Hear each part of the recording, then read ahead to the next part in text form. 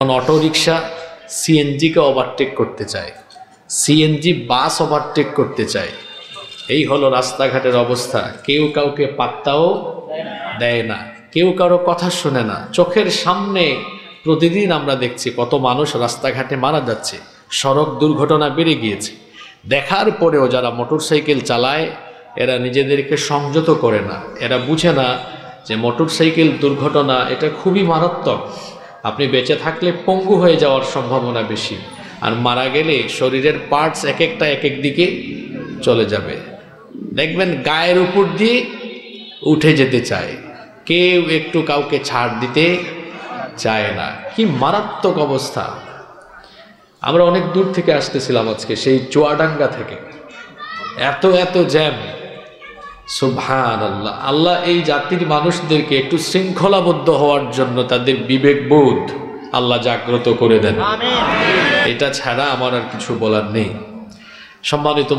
সম্মানিত উপস্থিতি, আমরা যে সময়টুকু পাবো গনিমত মনে করে আমরা পরিপূর্ণ মনোযোগের সাথে আল্লাহর কোরআনের প্রতি মনোনিবেশ করব এবং হেদায়েতের নিয়তে কিছু কথা বলার এবং শোনার চেষ্টা করব ইনশাআল্লাহ।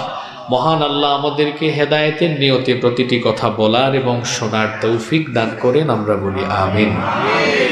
প্রিয় চৌদ্দগ্রামবাসী, আমরা যে পৃথিবীতে বসবাস করছি, এই পৃথিবী সহ এই মহাবিশ্বের একদিন পরিসমাপ্তি ঘটে যাবে।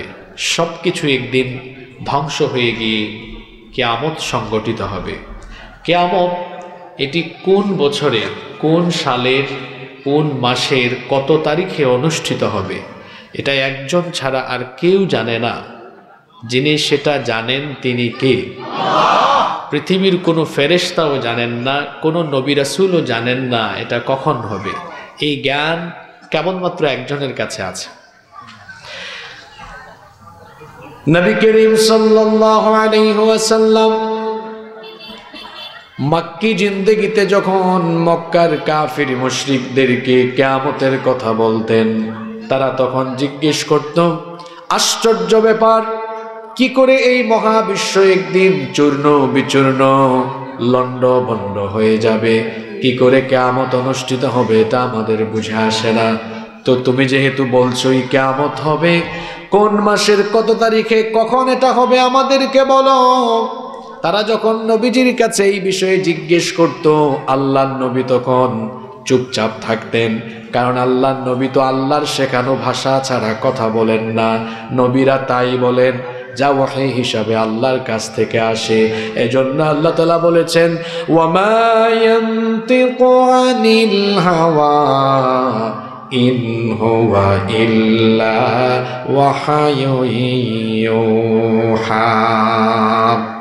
আমার নবী তো বানিয়ে কিছুই বলেন না, মনোবৃত্তির অনুসরণ করে কিছু বলেন না। তিনি তাই বলেন যা ওহী হিসাবে তার কাছে আসে। যখন কাফির মুশরিকরা তাকে বলতো কখন সেই কিয়ামতের ঘটনা সংঘটিত হবে, রব্বুল আলামিন তখন তার নবীকে বললেন, ও নবী, আপনি তাদেরকে জবাব দেন, ইয়াসআলুকান নাসু আনিস সাআহ। তারা জিজ্ঞেস করত কখন কিয়ামত অনুষ্ঠিত হবে। আল্লাহ তাআলা তার নবীকে বললেন, আপনি জবাব দেন, কুল ইন্নামা ইলমুহা ইনদাল্লাহ। এই অপারেটর, তুমি কি অপারেটিং সিস্টেম জানো না? এই এরকম কুতুর কুতুর হয় কেন আওয়াজে? মাস্টার কমাও, রিভাইভ একটু কমাও। তুমি বুঝো না তো ব্যবসা আরম্ভ করছো কেন? আল্লাহ তার নবীকে বললেন, ও নবী, আপনি এদেরকে জবাব দেন কিয়ামতের ঘটনা কখন ঘটবে এটা একজন ছাড়া আর কেউ জানেন না। যিনি জানেন সবাই বলেন তিনি কে? তবে এই কিয়ামত সংগঠিত হওয়ার আগে পৃথিবীতে কি কি ঘটবে, কোন কোন আলামত, কোন কোন সাইন প্রকাশিত হলে পরে কিয়ামতের ঘটনা ঘটবে, সেগুলো আমাদেরকে জানিয়ে গিয়েছেন মুহাম্মাদুর রাসূলুল্লাহ সাল্লাল্লাহু আলাইহি ওয়াসাল্লাম। নবীজি বলতেন, তোমরা জিজ্ঞেস করো আমাকে কিয়ামত কখন হবে, আমি তো শেষ নবী, আমার পরে আর কোনো নবী নাই। যেহেতু আমি চলে এসেছি তার মানে কিয়ামতও কাছাকাছি চলে এসেছে। এজন্য আল্লাহর নবী বলতেন আনা ওয়াসসাআতু কাহাতাইনি, এই দুইটা আঙ্গুল নবীজি দেখায় বললেন ওয়াদাম্মাস সাব্বাবাতি ওয়াল ওয়াসতা, এই দুটি আঙ্গুল দেখিয়ে নবীজি বললেন এই দুটি আঙ্গুলের মধ্যে যেমন তেমন কোনো ব্যবধান নাই, আমি পৃথিবীতে চলে আসা আর কিয়ামত সংগঠিত হওয়ার মাঝে তেমন কোনো ব্যবধান নাই। অর্থাৎ এটা খুব নিকটে, খুব কাছে। আখিরি নবী চলে এসেছেন মানে পৃথিবীও আখিরি জায়গায়, অর্থাৎ শেষ সময়ে চলে এসেছে। আমরা শেষ জামানার মানুষ, আমরা হলাম শেষ জামানার মানুষ। এটা হলো আখিরি জামানা, কিয়ামত এই জামানাই হবে, এই শেষ জামানাই হবে। তবে শেষ জামানায় কিয়ামতের আগে ভয়াবহ ফিতনা চতুর্দিকে দেখা দিবে। আল্লাহ নবী বলেছেন আখিরি জামানায় কিয়ামতের আগে মানুষ চতুর্মুখী ফিতনার মধ্যে আচ্ছন্ন হয়ে যাবে। এমন ফিতনা চতুর্দিকে বিরাজমান হবে। ইউসবিহুর রাজুলু মুমিনান ওয়া ইউমসি কাফিরা, সকালবেলা মানুষ মুমিন থাকবে কিন্তু ফিতনায় পড়ে সন্ধ্যার আগে কাফির হয়ে যাবে। আল্লাহ নবী বলেছেন এটা বড় কঠিন জামানা। ইমাম তিরমিজি রাহিমাহুল্লাহ তার তিরমিজির ভেতরে হাদিস এনেছেন, আনাস ইবনে মালিক রাদিয়াল্লাহু আনহু হাদিসের বর্ণনাকারী সাহাবী, তিনি বলছেন রাসূল করিম আমরা বলি সাল্লাল্লাহু আলাইহি ওয়াসাল্লাম বলেছেন ইয়াতি আলান নাসি জামানুন আস-সাবিরু ফীহি আলা দীনিহি কাল কাবিদি আলাল জামর। আল্লাহ নবী বলেছেন শেষ জামানায় নিজের ঈমান বাঁচানো এতটা কঠিন হবে, শেষ জামানায় ঈমানের উপরে অবিচল থাকা এতটা দুঃসাধ্য ব্যাপার হবে। আল্লাহ নবী বলেছেন জ্বলন্ত কয়লার উপরে দাঁড়িয়ে থাকা যতটা কঠিন, শেষ জামানায় নিজের ঈমান বাঁচানো হবে তার চাইতে আরো কঠিন। অবস্থা তখন এমন হবে ইউসবিহুর রাজুলু মুমিনান ওয়া ইউমসি কাফিরা, সকালবেলা কোনো ব্যক্তি মুমিন থাকলেও ফিতনায় পড়ে গিয়ে সন্ধ্যাবেলায় কাফির হয়ে যেতে পারে। আল্লাহ নবী আরো বলেছেন ওয়া ইউমসি মুমিনান ওয়া ইউসবিহু কাফিরা, সন্ধ্যাবেলা রাতের বেলা কোনো ব্যক্তি মুমিন থাকলেও ফিতনায় পড়ে ওই ব্যক্তি সকালের আগে কাফের হয়ে যাওয়ার সম্ভাবনা আছে। এই হাদিসটা একটু মিলায়ে দেখেন তো, বর্তমানে আমরা এমন সমাজে বসবাস করি নিজের ঈমানটাকে বাঁচিয়ে রাখা আজকে কতটা কঠিন হয়েছে। আমি তো বলি মানুষের ঈমান আজকে বেশি দূরে যাওয়া লাগবে না। এই যুগে মানুষের ঈমান বাঁচানো, এই মোবাইলের ফিতনা থেকে নিজেকে বাঁচানো এখন অনেক কঠিন। এত জোরে যাওয়া লাগবে না। মোবাইলের ফিতনায় পড়ে আজকে ঈমান হারা হয়ে যাওয়ার সম্ভাবনা আছে, কারণ এর ভেতরে চরিত্র বিধ্বংসী এমন এমন উপাদান আছে, এটা আপনাকে একেবারে কঠিনভাবে গ্রাস করে জাহান্নামের দিকে ঠেলে দিতে পারে। আজকের জামানায়, এই ফিতনার জামানায় মানুষের চরিত্র নষ্ট করে দেওয়ার একটা আকর্ষণীয় এবং চমৎকার উপাদান হলো এই মোবাইল ফোন। এত দূরে যাওয়া লাগবে না। এই যে আমাদের যুব সমাজ, তরুণ সমাজ আজকে অনেকেই বিপদগামী হয়ে যাচ্ছে শুধুমাত্র মোবাইল ফোনের অপব্যবহারের কারণে। মোবাইল ফোন ব্যবহার করতে আমি নিষেধ করছি না, কিন্তু তাদের অবস্থা হলো এমন, রাত ৩টা ৪টা পর্যন্ত তারা মোবাইলে তাহাজ্জুদ পড়ে। কথা বুঝেন নাই? ৩টা ৪টা পর্যন্ত জেগে থাকে, তারপরে সকালে ঘুম থেকে উঠে 10টায় 11টায় দুপুর 12টায় সকালের নাস্তা খায় না। তার ঘুমের অভ্যাস ঠিক নাই, খাদ্যাভ্যাসও ঠিক নাই। এই যে সকালের নাস্তা দিনের পর দিন করে না, তার পেটের ভেতরে হয়েছে গ্যাসের কারখানা। এরপরে দেখা যায় যেখানে যায়, এমনকি মাহফিলেও গিয়ে বায়ু দূষণ করে পরিবেশকে নষ্ট করে এরা। আর রাত জাগতে জাগতে এদের চেহারা হয়েছে কেমন, যৌবন বয়সে 18, 20, 22, 25 বছর বয়সে তার চেহারায় তো লাবণ্য থাকার কথা, কিন্তু রাত জাগতে জাগতে তার গালের দুই পাশের মাংস হাড্ডির চিপার ভিতরে ঢুকে গিয়েছে, তারপরে চোখের নিচে কালি পড়ে গিয়েছে, তারপরে তার মাইগ্রেনের সমস্যা, কত ধরনের সমস্যা। রাস্তায় যখন হাঁটে 22-23 বছরের ছেলে ফার্মের মুরগির মতো ঝিমাই ঝিমাই হাঁটে। এই হলো যুবকদের অবস্থা। ও রাত 2টা 3টা পর্যন্ত ফেসবুক, ইউটিউব বা অন্যান্য জায়গায় পড়ে থাকে, তার কেরিয়ারকে ধ্বংসের দিকে নিয়ে যাচ্ছে, তার জীবনকে সে অসুস্থ জীবন হিসাবে রূপান্তর করে ফেলছে। এজন্য এক অসুস্থ জীবনের দিকে ধাবিত হওয়ার জন্য বর্তমান ইয়াং সোসাইটি পরস্পর প্রতিযোগিতায় লিপ্ত হয়েছে। কথা বুঝতে পারছেন তো? আচ্ছা, আমাকে যারা মোটরসাইকেল দিয়ে নিয়ে আসছে এরা কি এখানে আছে? কোথায় আছে? এই একজন, আর কোথায়? এই কয়েকজন আছে। আমি এদেরকে ধরবো আগে থেকেই ভাবছিলাম। আমার অভিজ্ঞতা হলো, মাহফিলে কিছু ছেলে পেলে থাকে, এরা শো অফ করে। হুজুরকে আনার সময় খুব পাকুম করে আনবে, কয়েকটা ছবি তুলবে, তারপর আর কোনো খবর নাই। আর দেখা করে বলে কি, হুজুর আমি আপনার কঠিন ভক্ত। আসলে কঠিন ভক্ত হচ্ছেন সামনের কাতারের এরা, কারণ এরা ওয়াজ শোনার জন্য অনেক আগে থেকে এসে জায়গা জুড়ে বসে আছেন। ভালো ছাত্র ক্লাসের সামনে থাকে, ঠিক না বেঠিক? তো এতগুলা মোটরসাইকেল নিয়ে গিয়েছেন, আমি কি 14 গ্রামে এমপি ইলেকশন করব নাকি? এগুলো কেন? বন্ধ করেন। সব সময় ফোনে বলে দিই আমরা, একজন ভাই একটু এগিয়ে আসবেন, কারণ গ্রামে গঞ্জে অনেক চিপা চাপা রাস্তা থাকে, এটা গুগল ম্যাপও অনেক সময় উল্টাপাল্টা শো করে। এই জন্য আমরা বলি একজন ভাই এগিয়ে আসবেন, আমরা আপনাকে নিয়ে মাহফিল স্থলে চলে যাব। এই 12 জন 14 জন একত্রিত হলে আর গাড়ি টানা যায় না, তখন তারা গাড়ি স্লো করে, আমরা আরো আগে আসতে পারতাম। এই পাকপাকুমের কারণে আসতে লেট হয়েছে। এখন আমি আজকে বাস্তবে প্রমাণও দিয়ে গেলাম, এই পাকপাকুমগিরি যারা করে এরা মাহফিলে ওয়াজ শোনে না। আর তারা মনে করে হুজুর বোকা শোকা ধোকা দিতে পারবো। সে চিন্তা করে না, সে যে স্কুলের ছাত্র, আমরা ওই স্কুলের ডাক্তার, শিক্ষকও না। কথা বুঝেন নাই? সে যে স্কুলের ছাত্র, আমরা ওই স্কুলের শিক্ষকও বলি নাই। কি বলেছি? আরো এক ক্লাস উপরে। সে মাহফিল করে বছরে একটা, আর আমরা তো ডেইলি করি। তা আমাদের অভিজ্ঞতা আছে না? এই ভাই গিয়েছেন, ওনার সাথেই যোগাযোগ, ইনি থাকবেন সেটা আমার জানা আছে। কিন্তু ওনার সাথে যারা ছিলেন, আমি গাড়িতে বসে আমার সফর সাথীদেরকে বলেছি যে দেখবা এদের মধ্যে 2-4 জন ছাড়া আর কেউ থাকবে না। এই পাকপাকুমগিরি বন্ধ করতে হবে।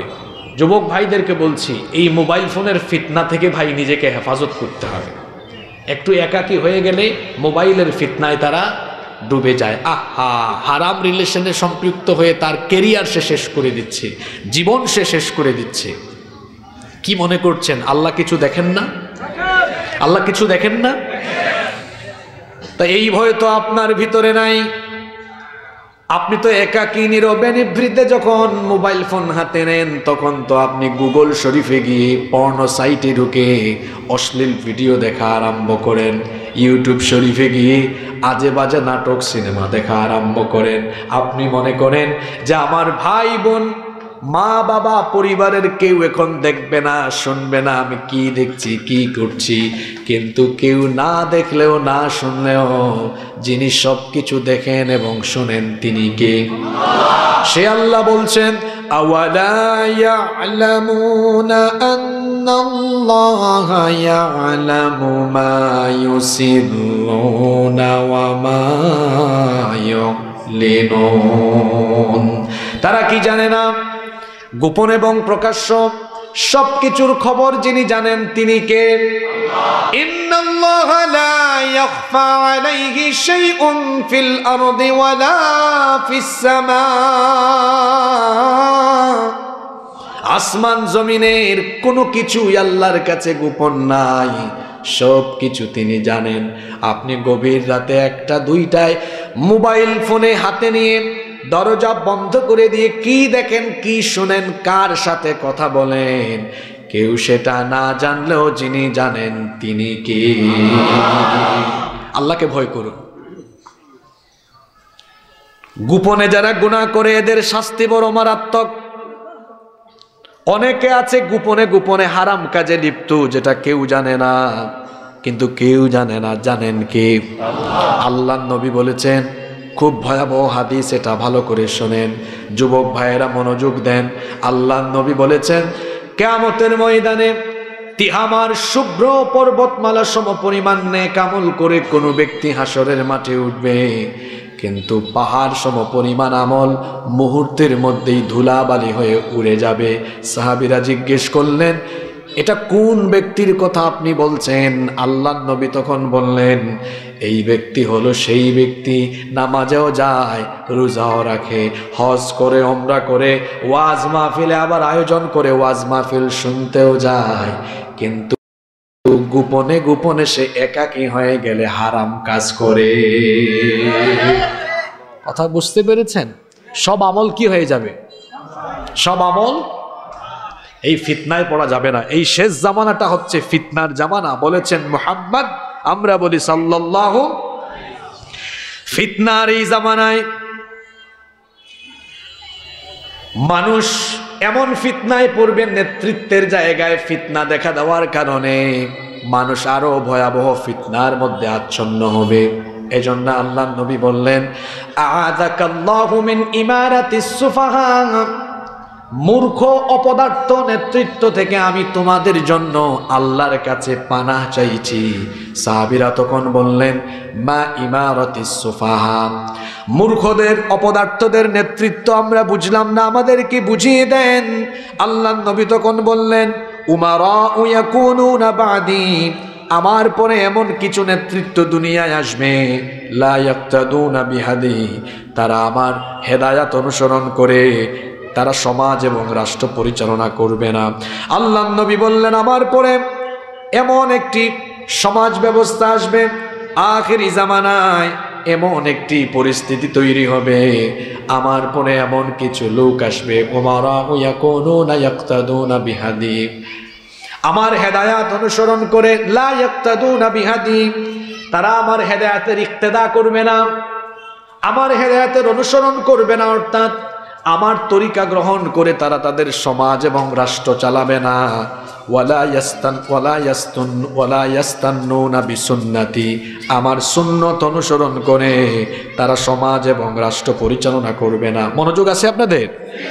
আর আকাশের উপরে আর মাটির নিচের ওয়াজ না, এগুলা ভালো করে শুনেন কথাটা।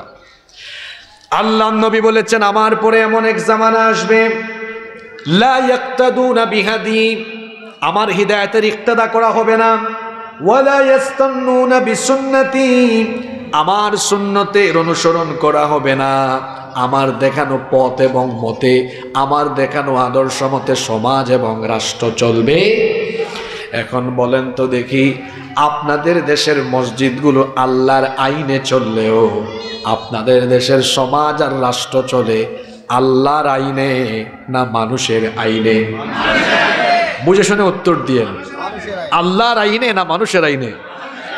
তাহলে শেষ জামানায় আল্লাহর নবীজি বলেছেন, সমাজ এমন কিছু অপদার্থ অথর্ব সমাজ আসবে, যেই সমাজে অযোগ্য অপদার্থরা নেতৃত্ব দিবে, সেই সমাজের নেতৃত্ব হবে এমন আল্লাহর আইন বাদ দিয়ে তারা নিজেরা আইন বানিয়ে সমাজ রাষ্ট্র পরিচালনা করবে।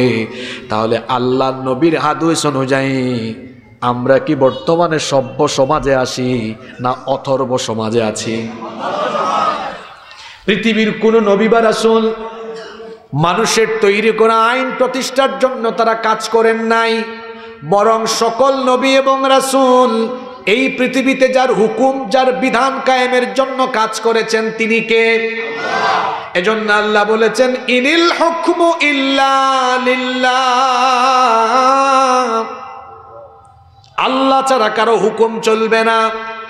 আলা লাহুল খালকু ওয়াল আমর, সৃষ্টি যার, আইন চলবে। আসমান কার? জমিন কার? তো আইন চলবে কি আমার বাপ দাদার? আইন চলবে কার? জোরে বলেন, আইন চলবে কার? আল্লাহর নবী সতর্ক করেছেন, কিন্তু শেষ জামানায় আইন চলবে কারো বাপের, কারো স্বামীর, কারো চাচার। এইরকম করে মানুষ নিজেরা আইন বানিয়ে যখন সমাজ এবং রাষ্ট্র পরিচালনা আরম্ভ করবে, আমার উম্মতের যেই ব্যক্তি ফামান সাদ্দাকাহুম বিকাযিবিহিম ওয়া আ'আনাহুম আলা যুলমিহিম, আমার উম্মতের যেই ব্যক্তি তাদেরকে সহযোগিতা করবে, তাদেরকে সমর্থন দিবে, তাদের সাথে থাকবে, তাদের জুলুমের সহযোগী হবে, আল্লাহর নবী বলেছেন, ফাউলাইকা লাইসু মিন্নি ওয়া লাস্তু মিনহুম, যারা এই সকল লোকদের সাথে থাকবে, তাদেরকে সমর্থন করবে। এরা আমার কেউ নয়, আমিও তাদের কেউ নয়। যান, এবার যা মন চায় তাকে করেন কে আপনি। আমি তো আপনার পিটাইয়া হেদায়েতের পথে আনতে পারবো না। এই হাদিস এটা শোনার পরেও কেউ যদি কিছুক্ষণ আপেলে আর ফুটবলে যায়, আমার তো কিছু করার নেই। আমি মনে করব তার বিবেকের মধ্যে শয়তান পেশাব করে দিয়েছে। এজন্য সে সুন্দর কথাটা বুঝে না। কি বলেছেন? ফামান সাদ্দাকাহুম বিকাযিবিহিম ওয়া আ'আনাহুম আলা যুলমিহিম ফাউলাইকা লাইসু মিন্নী ওয়া লাস্তু মিনহুম। যে ব্যক্তি তাদেরকে সমর্থন করবে, তাদের জুলুমের সহযোগী হবে, তাদের সাথে থাকবে, সহযোগী হবে, আমি তাদের কেউ না, তারা আমার। আমরা কি রাসূলের সুপারিশ চাই না? জোরে বলেন, চাই না? তাহলে অমুকের দলে তমুকের দলে নয়, মুসলমান থাকবে রাসূলের দলে। কার দলে কোথায় যান আপনি? বেঈমান, বেনামাজি, ইসলাম বিরোধী, এমনকি দেশদ্রোহী, দেশকে আরেক দেশের হাতে তুলে দেয় এমন বেঈমানের সাথে চলাফেরা করে, আছে না না? আমরা বড় অবাক হচ্ছি, আমরা বড় অবাক হচ্ছি। এক ফেরাউন যেতে না যেতে আরো কিছু লোক নতুন করে এই রূপ ধারণ করার অপচেষ্টা করছে। আমার দেশকে অস্থিতিশীল করে দেওয়ার জন্য প্রতিনিয়ত অপচেষ্টা চলছে। পাশের দেশের দাদারা আমার দেশের ব্যাপারে ষড়যন্ত্র করতে করতে এখন আমার দেশ দখলে তারা মরিয়া। তাদের একটা টিভি চ্যানেল আছে, এক লোক দেবের খালি লাফায়, মলম বিক্রেতার মতো লাফায়, মানচিত্র দেখায় দেখায় বলে এই যে এই অংশটা চট্টগ্রাম, এটা দখল করতে পারলে আমাদের এই হবে ওই হবে। দাদা বাবুদেরকে সতর্ক করছি, আমার দেশের মানচিত্রের উপরে নজর দিলে তোমাদের মানচিত্র ক্ষতবিক্ষত হয়ে যাবে। আর ইসকনের মাধ্যমে যদি বাংলাদেশকে অস্থিতিশীল করার কোনো অপচেষ্টা চালানো হয়, আমরা সতর্ক করছি, এটা গুজরাট নয়, এটা সিকিম নয়, এটা হায়দ্রাবাদ নয়, এটা বাংলাদেশ। এখানে ইসকনের মাধ্যমে আরএসএস এর গুন্ডারা গুন্ডামি করার অপচেষ্টা করলে 14 কোটি মুসলমান দাঁত ভাঙা জবাব দিবে।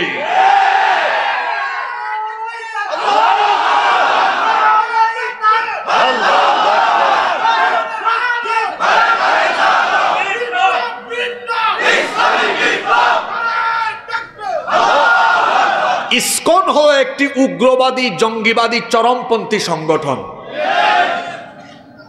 ইসকন মানে হলো international society for Krishna consciousness, আন্তর্জাতিক ভাবনামৃত, আন্তর্জাতিক কৃষ্ণ ভাবনামৃত সংঘ।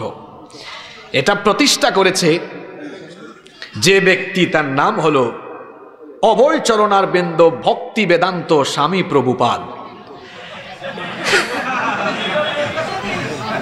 আপনারা হাসেন কেন? হ্যাঁ, এই তার নামের প্রভুপাদ নিয়ে অনেকের তার নামের শেষে লাগাইছে প্রভু। এই চিন্ময় প্রভু, তারও পুরা নাম অনেক লম্বা, চিন্ময় কুমার দাস প্রভু ব্রহ্মচারী।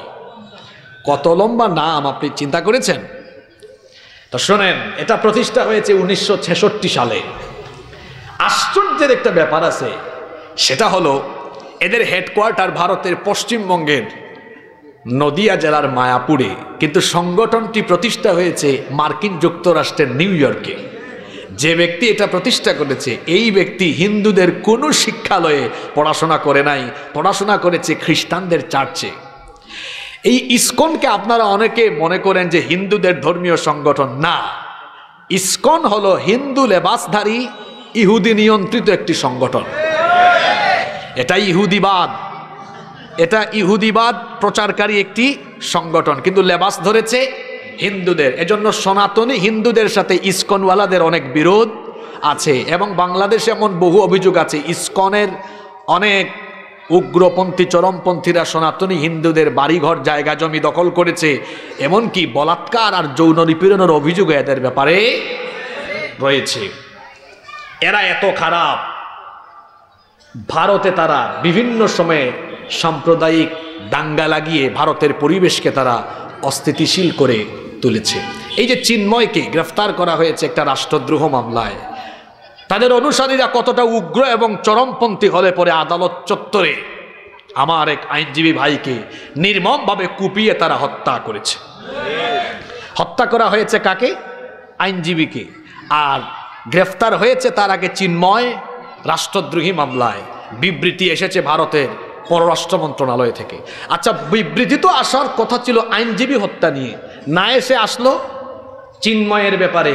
দাদা বাবুরা, আমরা বুঝে ফেলেছি এর আগেও তো বাংলাদেশে অনেক হিন্দুদের উপরে অত্যাচার হয়েছে। বিশ্বজিৎকে হত্যা করা হয়েছে কুপিয়ে কুপিয়ে, মনে আছে আপনাদের?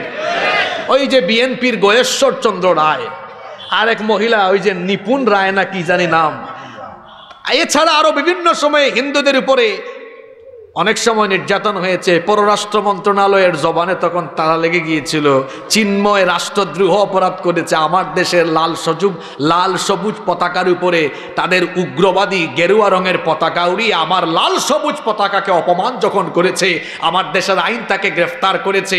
এখন তার অনুসারীরা কুপিয়ে কুপিয়ে আমার এক আইনজীবী ভাইকে হত্যা করেছে। উচিত ছিল পররাষ্ট্র মন্ত্রণালয় থেকে, তাদের দেশের পররাষ্ট্র মন্ত্রণালয় থেকে আইনজীবী হত্যার ব্যাপারে বিবৃতি দেওয়া। সেটা না দিয়ে এই সন্ত্রাসীর পক্ষে, এই রাষ্ট্রদ্রোহীর পক্ষে বিবৃতি দিয়ে ভারতের দাদা বাবুরা, ভারতের সরকার প্রমাণ করেছে তারা হলো সন্ত্রাসীদের মদতদাতা। তাদের মুখে সাম্প্রদায়িক সম্প্রীতির কথা মানায় না, কারণ তাদের দেশে সংখ্যালঘু হিসাবে মুসলিমরা সবচেয়ে বেশি নির্যাতিত।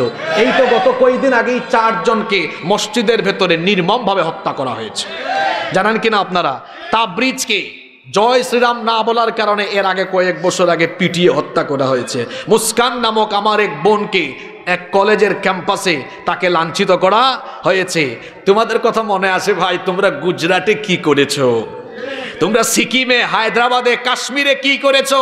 সব আমাদের যারা আছে, তোমরা আমাদেরকে সম্প্রীতি শেখায়ো না, কারণ তোমাদের মতো অসভ্য আর বর্বর পৃথিবীতে আর কেউ নাই। তোমরা আমাদের বাবরি মসজিদ দখল করে রাম মন্দির বানিয়েছো, সব জানা আছে আমাদের। এখন যদি আমার দেশকে নিয়ে কোনো ধরনের ষড়যন্ত্র করো, চক্রান্ত করো, আমরা সবর করছি বলে এটা আমাদের দুর্বলতা ভেবো না। যদি আমার দেশের উপরে কোনো ধরনের কুনজর দেওয়ার চেষ্টা করা হয়, তাহলে আমরাও চুপ করে বসে থাকবো না। যদি আমার দেশ নিয়ে কোনো ধরনের ষড়যন্ত্র করা হয়, আমরাও সাবধান করে দিচ্ছি, ভারতের মানচিত্র আর এরকম থাকবে না, টুকরা টুকরা হয়ে যাবে। আমাদেরকে হুমকি দেয়, কয় সোমবার থেকে, আজকে কি বার গেল, কয় সোমবার থেকে আমরা সীমান্ত অবরোধ করব।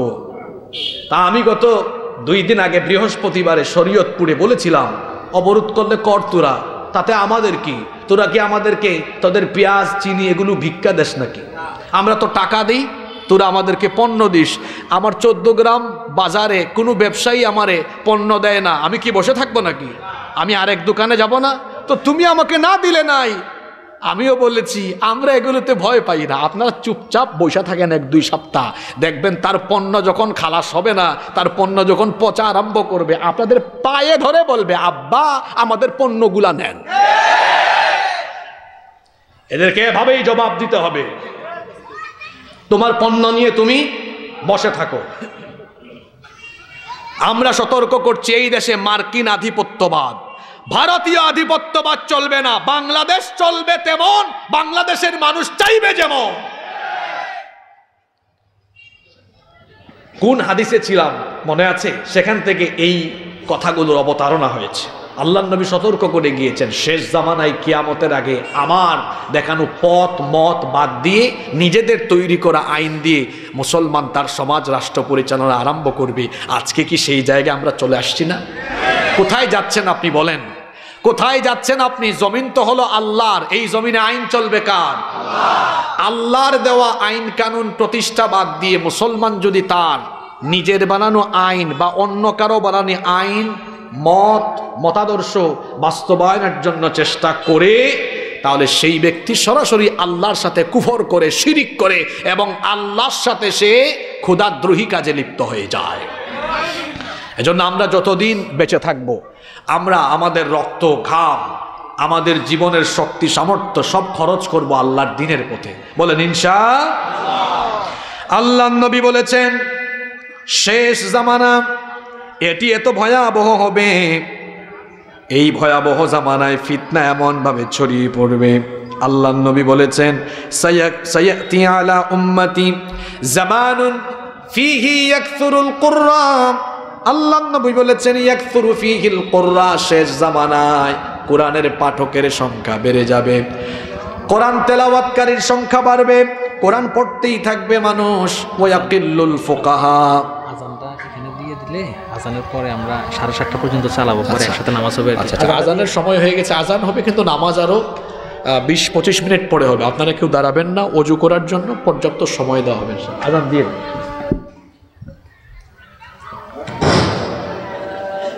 প্রিয় মুসলিম ভাইরা, আপনারা সবাই বসেন, আজান হবে, আমাদের নামাজ হবে পরে, আপনারা কেউ যাবেন না ইনশাআল্লাহ।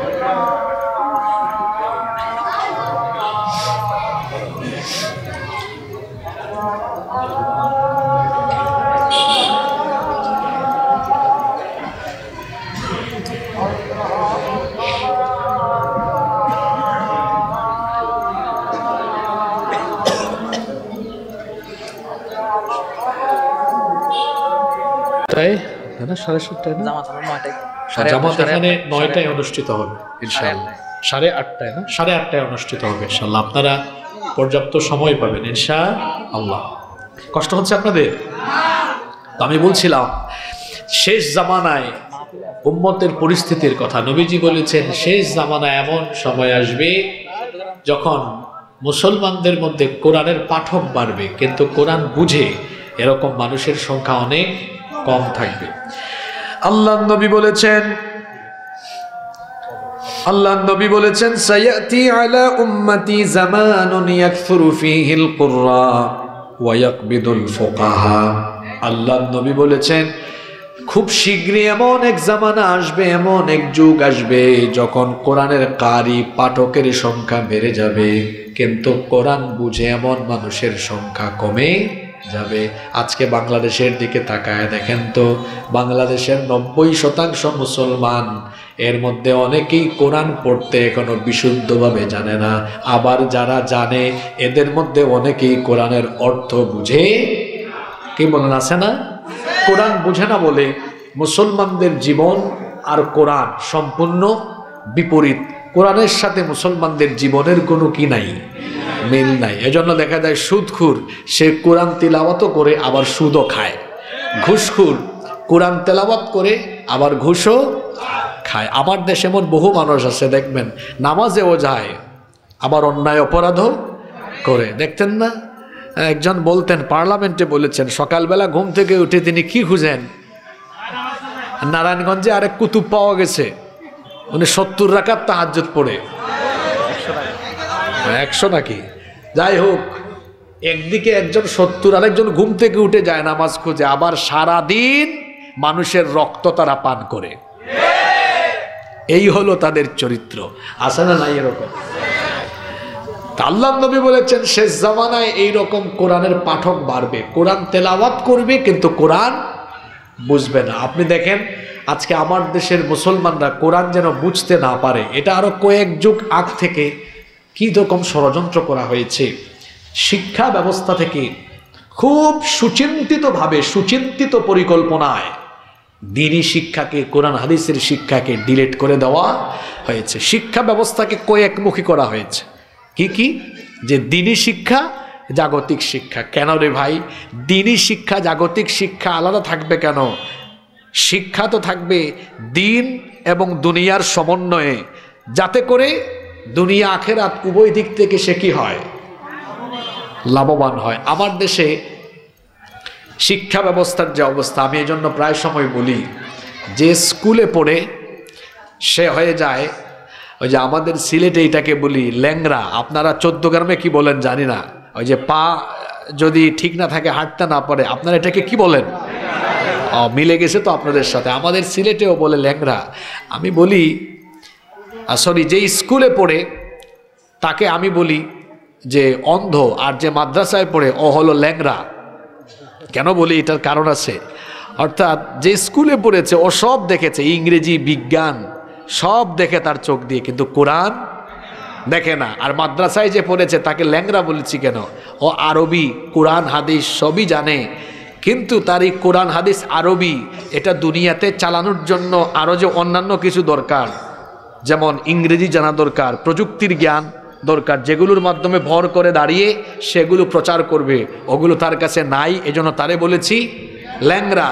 আর ও সব পড়েছে, সব দেখেছে, কিন্তু কোরআন হাদিস দেখে নাই, এজন্য ওরে বলেছি কি? অন্ধ। এই অন্ধত্ব আর ল্যাংরামি বাদ দিতে হবে। বাদ দিয়ে উভয়টার কম্বিনেশন ঘটিয়ে শিক্ষা ব্যবস্থায় একটি বিপ্লব আনতে হবে। মনে রাখতে হবে ইসলামী বিপ্লবের জন্য দরকার ইসলামী শিক্ষা বিপ্লব। আল্লাহ রসুল কোরআনের আলোকে একটি সমাজ এবং রাষ্ট্র গঠন করেছেন, তার আগে তিনি কোরআনের আলোয় আলোকিত মানুষ তৈরি করেছেন। এই যে আমরা স্লোগান দিই না, আল কোরআনের আলো, ঘরে ঘরে জালো, সংসদে জালো, স্লোগান ঠিক আছে, কিন্তু এই স্লোগানের প্রথম লাইন হওয়া উচিত আল কোরআনের আলো মানুষের হৃদয়ে হৃদয়ে জালো, অন্তরে অন্তরে জালো। কারণ আমরা যখন প্রতিটি মানুষের অন্তরকে কোরআনের আলোয় আলোকিত করতে পারবো, আলোকিত হৃদয়ের এই মানুষগুলো দ্বারা একটি বিস্ফোরণ ঘটবে, যে গণবিস্ফোরণের মাধ্যমে ইসলামী বিপ্লব কায়েম হবে। এজন্য আগে মানুষের অন্তরে কি ঢুকাতে হবে?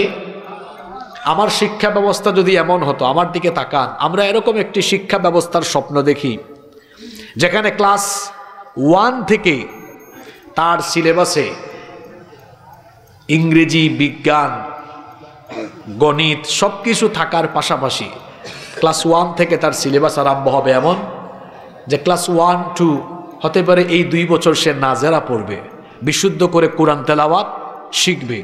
ক্লাস 3, 4, 5, 6, 7, 8, 9, 10 কয়টা ক্লাস? 8টা ক্লাস। ছোটকালে মেধা মানুষের বেশি প্রখর থাকে। এই 8 ক্লাসে তাকে আপনি 3 পারা করে কোরআন হিফজ করা বাধ্যতামূলক করে দেন। সারা বছরে 3 পারা, বছরে 3টা পরীক্ষা দেন 4 মাস পর পর, তো পারবে না?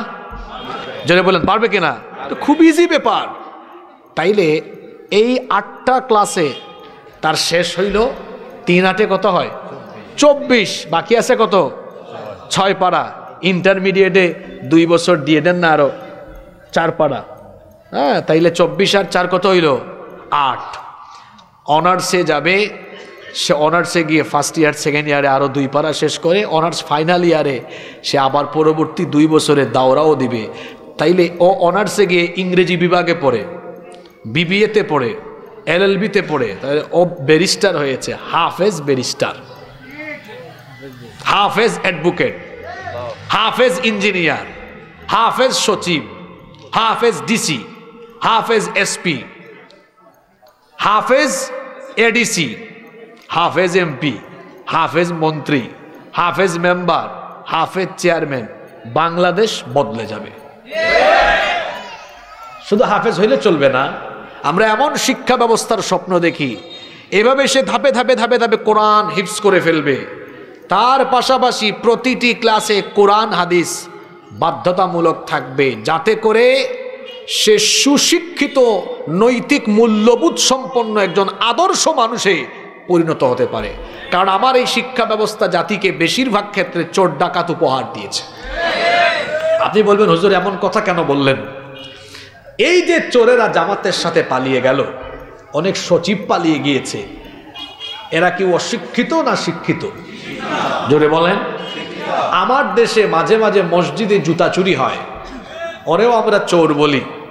আর সচিবালয়ে বসে যে ব্যক্তি চুরি করে তাকেও আমরা চোর বলি। কিন্তু দুই চোরের লেভেল বা ক্যাটাগরি কি একরকম? একটা হলো শিক্ষিত চোর, আর একটা অশিক্ষিত চোর। বলেন তো সমাজ আর রাষ্ট্রের জন্য বেশি ক্ষতিকর শিক্ষিত চোর না অশিক্ষিত চোর? অশিক্ষিত চোরও হয়তো 1-2-3 হাজার টাকার জুতা চুরি করবে, তাই না? বা কয়েক হাজার টাকার জুতা চুরি করবে। আর শিক্ষিত চোর, এই চোরের ঘরের চোররা এমন, এরা কলমের খোঁচায় হাজার হাজার কোটি টাকা চুরি করতে পারে।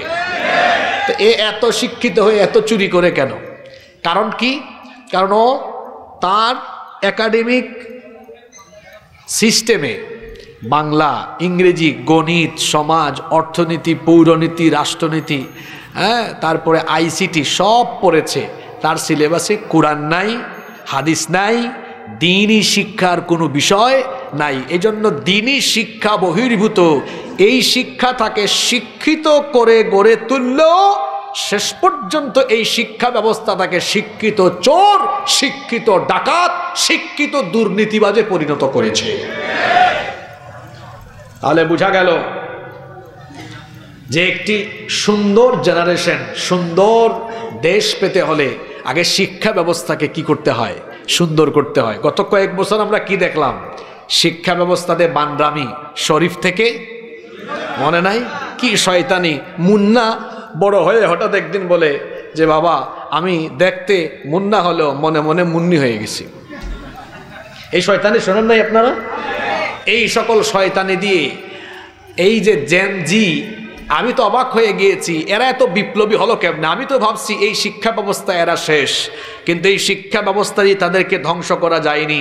কারণ তাদের ভিতরে দেশপ্রেম আছে, ইমানি চেতনা আছে। আর যে দেশের তরুণ যুবকদের ভেতরে দেশপ্রেম আর ইমানি চেতনা আছে, এই দেশকে অন্য কোনো দেশের অধীন করে দেওয়া যাবে না ইনশাআল্লাহ। সম্মানিত উপস্থিতি, আল্লাহর রসুলের হাদিস, শেষ জামানায় কোরআনের পাঠক বাড়বে, কোরআন বুঝে এই সংখ্যাটা কমে যাবে। আজকে দেখেন আমার যুবকরা যদি কোরআন বুঝতো, যদি আমার যুবকরা কোরআন বুঝতো, এই যুবকেরা কাজটা করলো কি? যেটা আমাদের কাছে অকল্পনীয় ছিল, আমরা যেটা ভাবি নাই, সেটা তারা করে দেখিয়েছে। এই যুবকদের ভেতরে যদি কোরআনের নূর জ্বালিয়ে দেওয়া যায়, কোরআনের আলো জ্বালিয়ে দেওয়া যায়, এই তারুণ্য আগামীর বাংলাদেশকে কোরআনের বাংলাদেশ হিসাবে বিনির্মাণ করবে ইনশাআল্লাহ। এজন্য সকলকে কোরআন শুধু তিলাওয়াত আর পড়ার মধ্যে সীমাবদ্ধ থাকলে হবে না। বছরে একদিন তাফসিরুল কোরআন মাহফিল করলেই আমাদের দায়িত্ব শেষ নয়। প্রতিদিন 10 আয়াত করে কোরআন অর্থসহ পড়েন। কয় আয়াতের কথা বললাম? একটু প্র্যাকটিক্যাল ওয়াজ হোক আজকে। প্রতিদিন যদি আপনি 10 আয়াত করে পড়েন, তাহলে 365 দিনে আপনার হয়ে যাবে কত দেখেন? 365 গুণ 10 আপনার হয়ে যাচ্ছে মোট 3650। ঠিক আছে, দেখা যাবে 2 বছরে, 2 বছরও লাগবে না, আরো কম, হয়তো 10 মাসে পুরা কোরআন একবার আপনার অর্থসহ ব্যাখ্যা সহ পড়া কমপ্লিট হয়ে যাবে। সুবহানাল্লাহ। আপনারা কি পড়েন? পড়েন না? আসেন না আমরা একটু একাডেমিকলি নিজেকে এগিয়ে নেই। এখন বাজারে তাফসীর ইবনে কাসির বাংলা পাওয়া যায়। তাফহিমুল কোরআন সবচেয়ে সহজ, সুন্দর, আধুনিক এবং অত্যাধুনিক একটি তাফসীর।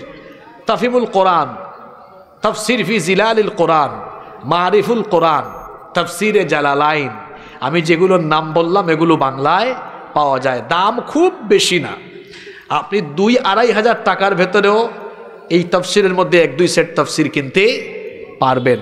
কিনে বাড়িতে রাখেন না, ফজরের নামাজের পরে বউ বাচ্চা সবাই মিলে বসে এভাবে একটু পড়েন না, বৈঠক করেন, কোরআন বৈঠক।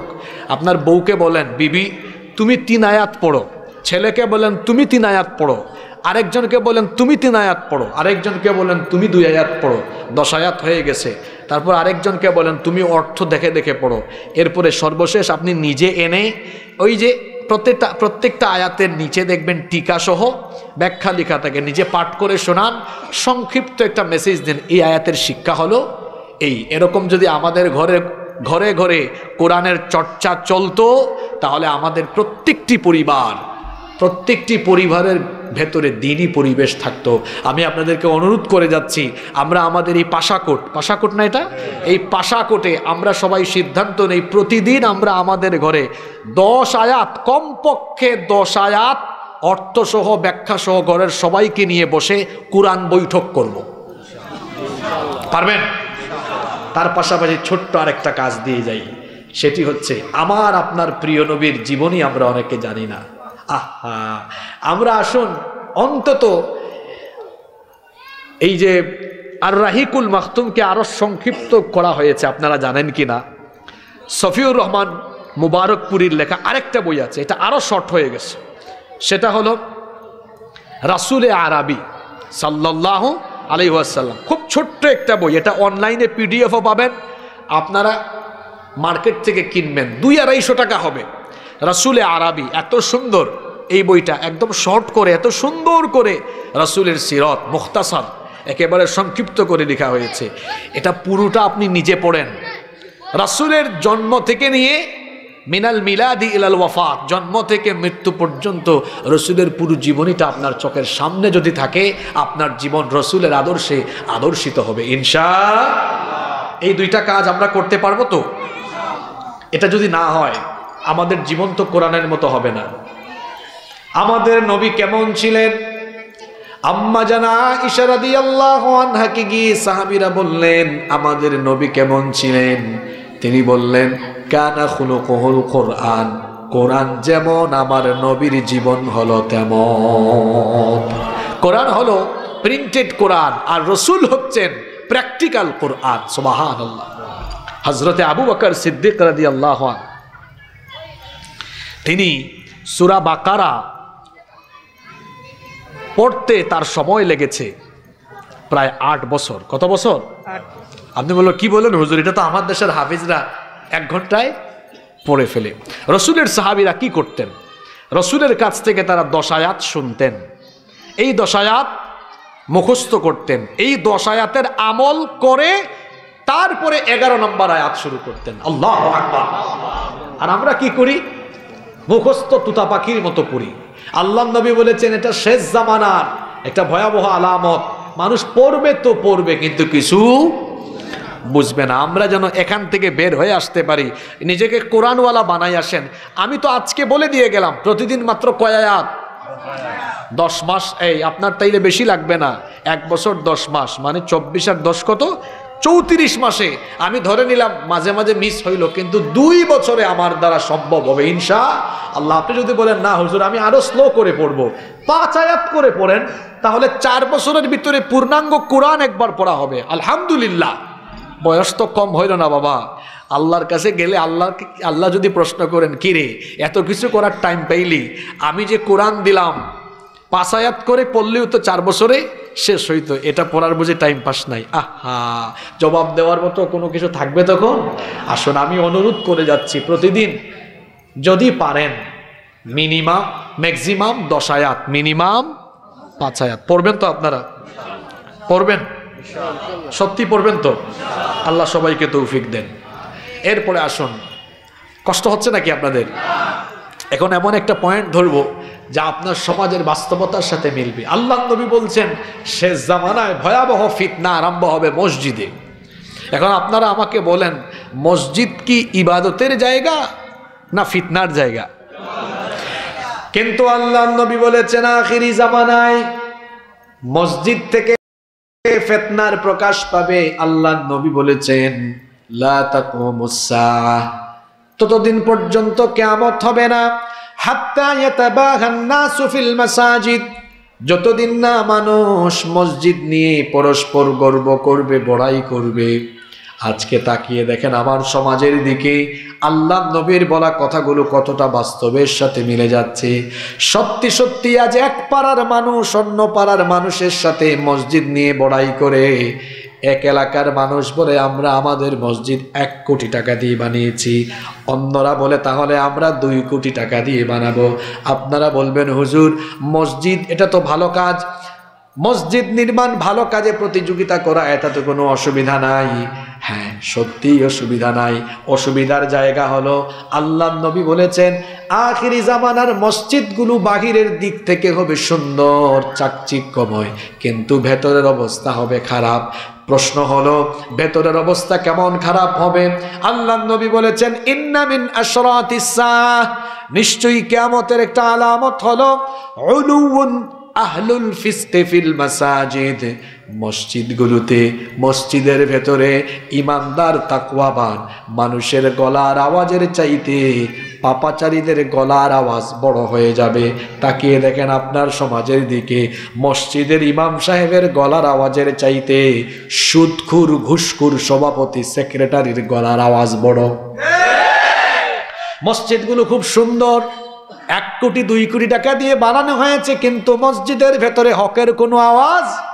আমার দেশে মডেল মসজিদ হয়েছে কিন্তু মডেল কোনো ইমাম, ওখানে মডেল কোনো খুতবা। আপনারা কি মডেল মসজিদে মডেল কোনো খুতবা শুনেছেন? বলবেন হুজুর মডেল খুতবা কি রকম? এই যে মডেল মসজিদগুলো বানানো হলো, সরকারের যেখানে যেখানে যে সরকারি ক্ষমতায় আসবে, যে অন্যায় করবে, কোনো আলেম কখনো কারো 5 আটা গোলাম হবে না। যেখানেই অন্যায় হবে সেখানেই হকের আওয়াজ বুলন্দ হবে। মডেল মসজিদে আওয়াজ শুনছেন নাকি? জোরে বলেন শুনছেন? এগুলা কিয়ামতের আলামত। মডেল মসজিদ হবে কিন্তু মিম্বরগুলো মডেল হবে। আল্লাহ নবী বলেছেন সেই মসজিদগুলোর ভেতরে ইমাম সাহেবের গলার আওয়াজের চাইতে আহলুল ফিস্ক এদের গলার আওয়াজ বড় হয়ে যাবে। আর বড় হওয়ার কারণও আছে, কারণ আমার দেশের বেশিরভাগ মসজিদ কমিটির ব্যবস্থাপনায় আমরা তাকওয়াবান মানুষকে দায়িত্ব না দিয়ে টাকা পয়সা প্রভাব প্রতিপত্তি আধিপত্য আর বংশ বড় দেখে কমিটিতে আমরা লোক বসাই বলে ওই মসজিদের ব্যবস্থাপনায় যা হওয়া দরকার তা হয় না। দেখা যায় মসজিদগুলোতে এখন যার টাকা বেশি, ক্ষমতা বেশি, যার বংশ বড়, যার আধিপত্য বেশি তাকেই মসজিদ কমিটিতে রাখা হয়। এই জন্য দেখা যায় বেশিরভাগ ক্ষেত্রেই এই পাপাচারী লোকদের দ্বারা মসজিদ হেদায়াতের দিকে পরিচালিত হয় না, বরং মসজিদ থেকেই অপরাধ জগৎ, অন্যায় জগতের বিরুদ্ধে কোনো কথা হয় না। দেখা যায় পাপী তাপীদের দ্বারা নিয়ন্ত্রণে থাকার কারণে মসজিদ থেকে কোনো হকের আওয়াজ উচ্চারিত হয়। আমার দেশের বেশিরভাগ মসজিদের সভাপতি সেক্রেটারি কোষাধ্যক্ষ এরা অন্যায় হারামের সাথে সম্পৃক্ত, সুদখুর ঘুষখুর চাঁদাবাজ টেন্ডারবাজ অন্যায়কারী অপরাধকারী লোকদেরকে মসজিদের কমিটিতে রাখার কারণে ওই মসজিদগুলো যেভাবে পরিচালনা হওয়ার কথা সেভাবে হয় না। এমনকি 5 ওয়াক্ত নামাজেও আসে না। শুক্রবারে জুমার দিনে আসে আবার 1টা 15 মিনিটে আইসা প্রথমে গেইটে ঢুকে একটা কাশি মারে, বুঝায় সভাপতি আসছেন একটু সাইড দেন, তারপরে সবাইকে ডিঙায়া একদম সামনে গিয়া বসে। এগুলো আমি আপনাদের এলাকার কথা বলতেছি না, এগুলো বা আপনাদের এলাকায় নাই, কমন পড়ছে তাই না? আমি একবার এক মসজিদে খুতবা দিচ্ছি, তো এইরকম একজন আসছে আপনার 1টার পরে কাশিদাসি দিয়ে আগাইতেছে। আমি বললাম এই দাঁড়ান, শেষে আসছেন, যেখানে জায়গা পেয়েছেন সেখানে বসে থাকেন। পাশে একজন বলে হুজুর কমিটি কমিটি। কি বলে? যেটা বলছে মসজিদের ইমাম সাহেব। বললাম আপনাদের মতো হুজুরদের কারণে এই খেজুররা এত সুযোগ পায়। সে কমিটি হোক, সভাপতি হোক আর সেক্রেটারি হোক, ও সামনের কাতারে আসতে হলে ওরে সবার আগে আসতে হবে। ও যদি সবার শেষে আসে তো সবার শেষে তাকে বসে থাকতে হবে। মসজিদটা কার ঘর? এখানে এসে বীর বাহাদুর সাহেবের বাহাদুরি চলবে? আহা, শেষ জামানার মসজিদগুলোর অবস্থা কেমন হবে? অন্য হাদিসে নবীজি আরো বলেছেন মাসাজিদুহুম আমিরাহ ওয়া হিয়া খারাবুম মিনাল হুদা। মসজিদগুলো চাকচিক্যময় হবে কিন্তু হেদায়াত শূন্য হেদায়াত শূন্য হয়ে যাবে। মসজিদ হবে সুন্দর, কিন্তু মসজিদের দৃশ্য হবে অসুন্দর। বলবেন হুজুর মসজিদের দৃশ্য কেমন অসুন্দর হবে? কোটি কোটি টাকা দিয়ে মসজিদ বানানো হবে, কিন্তু সেই মসজিদে মুসল্লি পাওয়া যাবে না। কি আজীব অবস্থা! আরে আমার নবীর সময়ে মসজিদ ছিল কাঁচা, কিন্তু মুসল্লি ছিল পাকা। নবীজির সময়ে মসজিদ ছিল মসজিদে নববী, উপরে খেজুর পাতার ছাউনি, নিচে কোনো টাইলস ছিল না। মরুভূমির বালিতে তারা সাজদা দিতেন।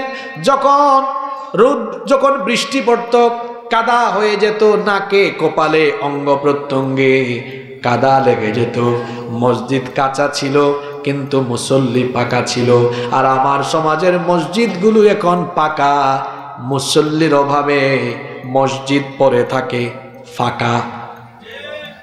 এই আছে না নাই? ওয়াজ মাহফিলে মানুষের অভাব নাই, কিন্তু দেখা যায় মসজিদে আজান হলে মসজিদ হাহাকার করে। ওয়াজ শোনা হলো নফল, আর নামাজ আদায় করা হলো ফরজ। নামাজটা কি? নামাজ নিয়ে এত ওয়াজ করলাম, বুঝলেন না। আজকে 2 মিনিটে কিছু কথা বলি, বুঝলে ভালো, না বুঝলে আপনারে আর আমার কিছু বলার নাই। আল্লাহ নবী বলেছেন, বাইনাল আবদি ওয়া বাইনাল কুফরি তারকুস সালাহ।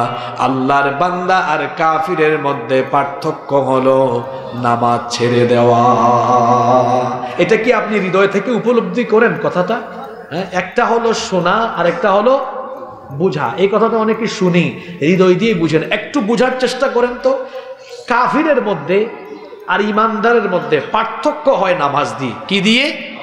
জোরে বলেন, কি দিয়ে? শয়তান জান্নাত থেকে বের হয়েছে কি না দেওয়ার কারণে?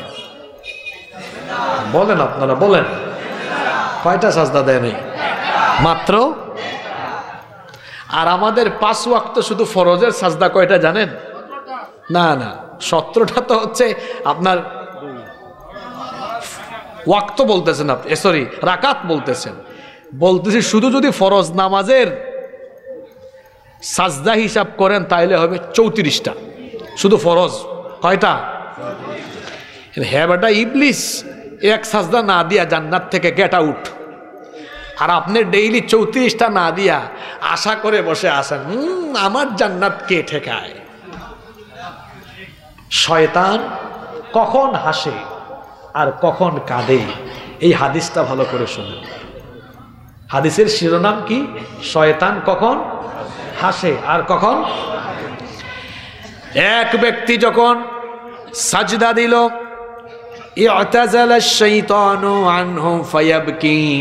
শয়তান ওই ব্যক্তির কাছ থেকে দূরে চলে যায়, গিয়ে মনের ব্যথায় মনের যন্ত্রণায় সে তখন কান্নাকাটি আরম্ভ করে।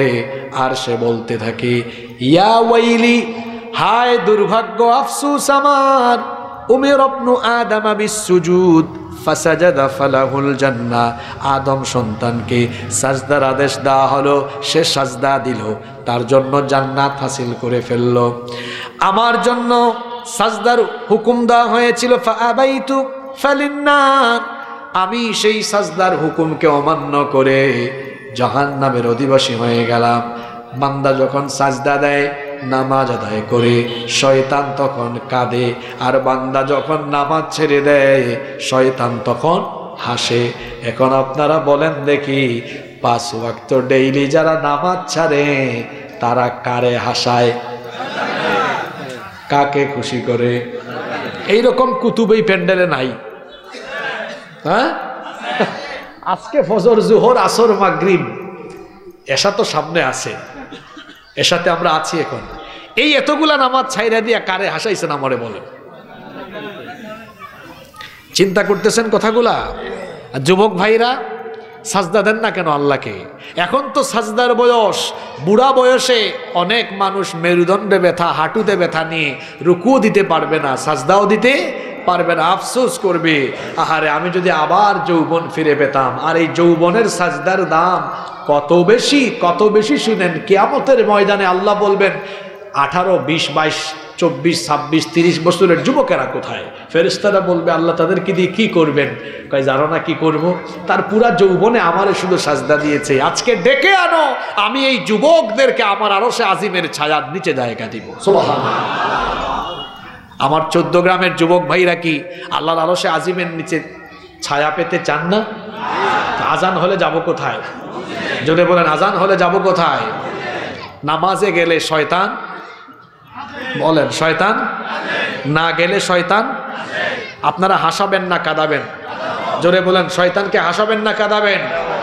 আজ থেকে ফরজ নামাজ 1 ওয়াক্ত কাজা করব না, রাজি আছেন? আল্লাহ কবুল করেন।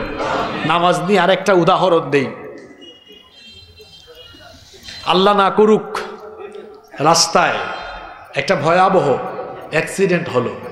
এই অ্যাক্সিডেন্টে যদি 4-5 জন মানুষের এই যে এই অংশটা গলা থেকে এই উপরের মাথাটা যদি থেতলে যায়, সব মাথা যদি থেতলে যায় সবার, আপনারা আমাকে বলেন তো এই থেতলে যাওয়া 4-5 জন ব্যক্তির পরিচয় ডিএনএ টেস্ট করা ছাড়া কি শনাক্ত করা সম্ভব? দেখা মাত্রই কোনো মানুষকে চেনার উপায় হলো তার মাথা, এই ফেস থাকলে তাকে কি করা যায়? চেনা যায়। তাহলে বোঝা গেল আমাদের 3.5 হাত বডির গুরুত্বপূর্ণ একটা অংশ হলো মাথা। মাথা ছাড়া কোনো ব্যক্তির পরিচয় পাওয়া যায় না। ইসলামের যে ইবাদতের পূর্ণাঙ্গ বডি বা ইমারত আছে, এর মধ্যে মাথা বা মগজে অবস্থিত যে ইবাদত, সেটা হলো আস-সালাতু হিয়া রাসুল ইবাদাহ। নামাজ হলো ইবাদতের মগজ, ইবাদতের মাথা। মাথা কেটে ফেললে যেমন কোনো ব্যক্তির পরিচয় পাওয়া যায় না, ঠিক তেমনি ইসলামের ইমারতের মাথা, মগজ, নামাজকে বাদ দিয়ে কোনো ব্যক্তি পূর্ণাঙ্গ মুসলমান হতে পারবে না। অন্য মুসলমানের নাম থাকলেও ও মুসলমান হতে, যার মধ্যে নামাজ নাই তার মধ্যে ইমান নাই। কয় হুজুর কে বলছে ইমান নাই? আমার বাপ আমার নাম রেখেছে ইমান আলী, আমার ইমান থাকে না কেমনে? আমার দেশের বেশিরভাগ মানুষের নামের সাথে কাজের কোনো মিল নাই।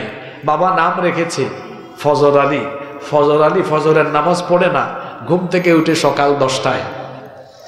আরেকজনের নাম তার বাপ রেখেছে জোহর আলী, জোহর আলী জোহরের নামাজে যায় না। আরেকজনের নাম রমজান আলী, রমজান মাসে দুপুরবেলা গাঞ্জা টানে।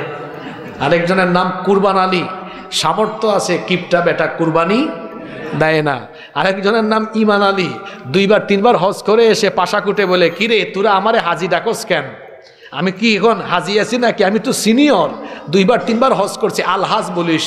তার নাম হলো আলহাজ ইমান আলী, আর তার কাম হলো এলাকার যত সুদ আছে, ঘুষ আছে, চাঁদাবাজি, টেন্ডারবাজি, লুটতরাজ, হানাহানি, মারামারি, চুগলখুরি, অর্থাৎ সব অপরাধের সাথে তার সম্পৃক্ততা আছে। এই লোক নামে হলো ইমান আলী, কাজে কর্মে বেঈমান আলী। এরকম বহুত বেঈমান আলী আমার সমাজে নাই? চিন্তা করেছেন? বলে আমি মুসলমান, কিন্তু নামাজ, যে ব্যক্তি মুসলমান হয়ে নামাজ ছেড়ে দিয়ে তাকে মুসলমান বলে, ওই ব্যক্তি মুসলমান নয়, ওই ব্যক্তি বেঈমান, তার ঈমান নাই। মুসলমানের সবচেয়ে বড় পরিচয় হলো সে নামাজ ছাড়বে। আল্লাহ নবী সতর্ক করেছেন, শেষ জামানায় মসজিদগুলো হবে মাসাজিদুহুম আমিরাহ ওয়া হিয়া খারাবুম মিনাল হুদা। মসজিদগুলো হবে চাকচিক্যময়, কিন্তু মসজিদগুলো হেদায়াত শূন্য হবে। আমরা কি আমাদের মসজিদকে হেদায়াত শূন্য করব না হেদায়াত দিয়ে পূর্ণ করব? জোরে বলেন, হেদায়াত দিয়ে। তাহলে আজান হলে যাব কোথায়? আল্লাহ নবী আরো বলেছেন, সায়াতি আলান নাসি জামান, অচিরেই মানুষের উপরে এমন এক জামানা আবির্ভূত হবে, লা ইয়াবকা মিনাল ইসলামি ইল্লা ইসমুহু ওয়ালা ইয়াবকা মিনাল কুরআনি ইল্লা রাসমুহু মাসাজিদুহুম আমিরাহ ওয়া হিয়া খারাবুম মিনাল হুদা উলামাউহুম শাররুম মান তাহতা আদিমিস সামা। আল্লাহ নবী বলেছেন, এমন এক জামানা আসবে ইসলাম নামে মাত্র থাকবে, কিন্তু ইসলামের মূল কোনো শিক্ষা সমাজে প্রতিফলিত হবে না। কোরআনের অক্ষরগুলো কোরআনের পাতায় লেখা থাকবে, কিন্তু কোরআনের কোনো শিক্ষা সমাজে থাকবে। আজকে বাস্তবতা মিলায় দেখেন, ইসলাম শুধু নামে আছে, কিন্তু ইসলামের কোনো শিক্ষা আজকে আমার দেশের কোনো জায়গায় নাই। ব্যক্তি, পরিবার, সমাজ, রাষ্ট্র পর্যন্ত ইসলামের রীতিনীতি নাই, বরং আছে উল্টা। আল্লাহর আইন হলো একটা, আর মানুষ আল্লাহর আইনের বিপরীতে আইন বানিয়ে রেখেছে আরেকটা।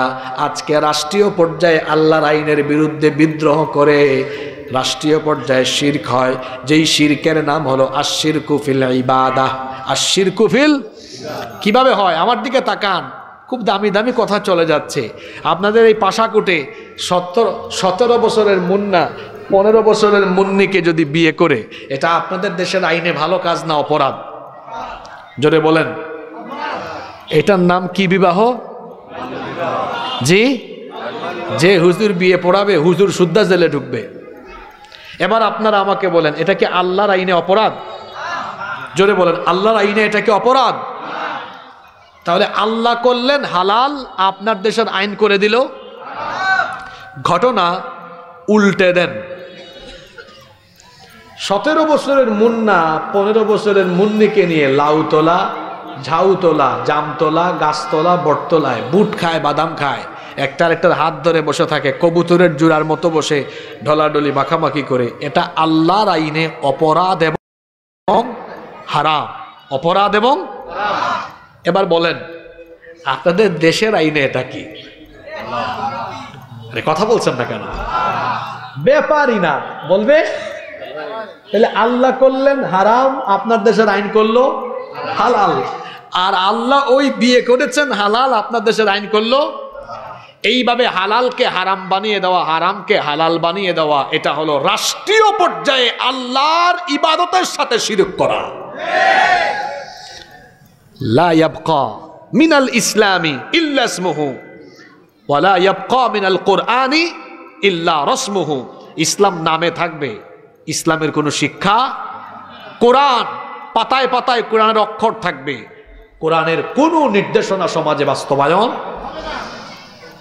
কোরআন, ইসলাম ধর্ম নিরপেক্ষ মতবাদের পক্ষে না বিপক্ষে? আজকে আপনার দেশের সংবিধানে এই ধর্ম নিরপেক্ষ মতবাদ সন্নিবেশিত করা। সব মানুষ তার নিজের ধর্মের পক্ষে, একমাত্র শয়তান হলো ধর্মের ব্যাপারে নিরপেক্ষ। এজন্য ধর্ম নিরপেক্ষ মতবাদ এটা শয়তানি মতবাদ। এই মতবাদের কথা যারা বলে এবং বিশ্বাস করে, তারা হলো আল্লাহর জমিনে শয়তানের খলিফা। তারপরে কি? সকল ক্ষমতার মালিক, সকল ক্ষমতার উৎস জনগণ। তো জনগণ তো আমিও, জনগণ তো আপনিও। তা আমরা যদি সকল ক্ষমতার মালিক হই, আমাদের সর্দি, জ্বর, কাশি, পেট ব্যথা, মাথা ব্যথা এগুলো হয় কেন? আপনি না সকল ক্ষমতার মালিক? আপনার নিজের শরীরের নিয়ন্ত্রণ ক্ষমতা আপনার হাতে নেই, আপনি কিভাবে সকল ক্ষমতার মালিক হন? এটা হচ্ছে একটা পাম দিয়ে জনগণের কাছ থেকে ভোট নেওয়া। ভোট নেওয়ার পরে ক্ষমতা যখন পাইল, তাদের যুক্তি অনুযায়ী যদি সকল ক্ষমতার মালিক জনগণ হয়, তাহলে জনগণ চাইবে যতক্ষণ ক্ষমতায় থাকবে ততক্ষণ, চাইবে না যখন নেমে যাবে তখন। কিন্তু জনগণ যদি বলে আমরা আপনাকে চাই না, তখন বুঝাই দিবে সকল ক্ষমতার মালিক আপনি, আমি জনগণ না তারা। তখন দেখা যাবে ক্ষমতার অপব্যবহার করে স্বৈরাচারী হয়ে আপনার ট্যাক্সের পয়সায় কেনা গুলি আপনার বুকের ভিতর ঢুকাই দিয়ে আপনারে মাইরা ফেলবে। এই হলো ওদের আসল চরিত্র। সকল ক্ষমতার মালিক কে?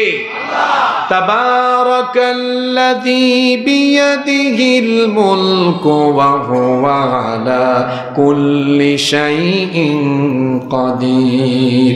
বরকতময় সুমহান সেই সত্তা, যার হাতে সকল ক্ষমতা, সকল ক্ষমতার মালিক যিনি, তিনি কে? আন্নাল কুওয়াতা লিল্লাহি জামিআ। তো এইভাবে করে আজকে আপনি দেখেন আল্লাহর আইনের বিরুদ্ধে আইন প্রণয়ন। আরো আছে, বহু উদাহরণ দেওয়া যাবে। মদ, মাদক আল্লাহর আইনে কি জায়েজ না হারাম? আপনাদের দেশের আইন কি করছে? না, একবারে হারাম। হ্যাঁ, কি করছে? হারাম। কে বলছে এটা আপনাকে? আমার দেশে আছে মাদক নিয়ন্ত্রণ অধিদপ্তর। কি শয়তানি নাম! এটার নাম হওয়া উচিত ছিল মাদক নির্মূল অধিদপ্তর। নিয়ন্ত্রণ দিয়েছে কেন জানেন? আপনাদেরকে নিয়ন্ত্রিত মাত্রায় খাওয়াবে। একটু ঢাকায় যান, দেখবেন নিয়ন্ত্রিত মাত্রায় ব্যবস্থা আছে। এই যে গত সপ্তাহে গুলশানে আমি দুপুরের খাবার খাচ্ছি, এক রেস্টুরেন্টে ঢুকবো, তো দেখি এক রেস্টুরেন্টের সামনে লেখা আছে মাদক নিয়ন্ত্রণ অধিদপ্তর কর্তৃক অনুমোদিত বারের বিশেষ ব্যবস্থা রয়েছে। কি আছে না এরকম? তাইলে ওখানে নিয়ন্ত্রিত মাত্রায় দেওয়া হয়। আল্লাহর আইনে কথা বলেন না কেন? আপনার দেশের আইনে নিয়ন্ত্রিত মাত্রায়, তাইলে এটা কি আল্লাহর আইনের বিরুদ্ধে বিদ্রোহ নয়? এটা কি রাষ্ট্রীয় পর্যায়ে আল্লাহর ইবাদতের শিরিক নয়? মুসলমানের সমাজ এটা। লা ইয়াবকা মিনাল ইসলামি ইল্লা ইসমুহু ওয়া লা ইয়াবকা মিনাল কুরআনি ইল্লা রাসমুহু। কোরআন আর ইসলাম নামে থাকবে, কোনো শিক্ষা সমাজে প্রতিফলিত হবে না।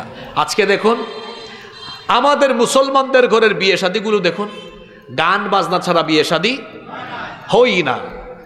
তাহলে মুসলমানের পরিবারে ইসলামের শিক্ষা আছে? বিয়ে কি সামাজিক অনুষ্ঠান না ইবাদত? জোরে বলতে হবে, সামাজিক অনুষ্ঠান না ইবাদত? তো যদি ইবাদত হয় তাহলে এই ইবাদত কি সমাজের কালচার অনুযায়ী চলবে না আল্লাহর আইন অনুযায়ী চলবে? বিয়েটা তো হওয়া উচিত রসুলের তরিকায়, কিন্তু এখন বেশিরভাগ বিয়ে হয় শয়তানের তরিকায়। কিরকম? সেখানে গায়ে হলুদ হয়, সেখানে থাকদিন আদিন দিন নাচ গান বাজনা, সেখানে দেখা যায় নারী পুরুষের সংমিশ্রণ, অবাধে মেলামেশা। এখন বিয়ের মতো একটা পবিত্র ইবাদত, এটা যদি নাপাকি দিয়ে শুরু হয়, গান বাজনা দিয়ে শুরু হয়, আমি বলে গেলাম এই দম্পতির দাম্পত্য জীবন থেকে যে সন্তান পয়দা হবে, যেগুলো আসবে, ওগুলাও থাকদিন আদিন দিন ঝাঁকানাকা মার্কা অসভ্য বর্বর সন্তান হবে। ওর শুরুটা ভালো ছিল। আমার অবিবাহিত ভাইদেরকে বলে যাব, সামনে আপনারা বিয়ে করবেন, এই বিয়ে শাদী শয়তানের তরিকায় হবে না। আমাদের বিয়ে শাদীর অনুষ্ঠানগুলো হবে কার তরিকায়? জোরে বলেন, কার তরিকায়? রসুলের তরিকায়। রাজি আছেন তো? শেষ জামানার আরেকটি ফিতনার কথা বলে আমি আজকে শেষ করব ইনশাআল্লাহ। আল্লাহ নবী বলেছেন আখিরি জামানায় ঘন ঘন বিভিন্ন ধরনের বালা মুসিবত আসবে। এই বালা মুসিবতগুলো কেন আসবে? আল্লাহ নবী বলেছেন ঘন ঘন ভূমিকম্প হবে, ঘন ঘন প্রাকৃতিক দুর্যোগ দেখা দিবে। এর কারণ হলো ইদা ক্যানাল মাগনামু দুওয়ালা, রাষ্ট্রীয় সম্পদকে নিজের সম্পদ মনে করে যখন রাষ্ট্রীয় দায়িত্বে থাকা লোকজন ভোগ করা আরম্ভ করবে, তখন এই বিপদ আসবে। আজকে আমার সমাজে কি এই ধরনের লোক নেই যারা রাষ্ট্রীয় সম্পদকে নিজের বাপদাদার সম্পদের মতো ভোগ করে? জোরে বলেন নাই? ফেরাউন গেল, সে কি বলল?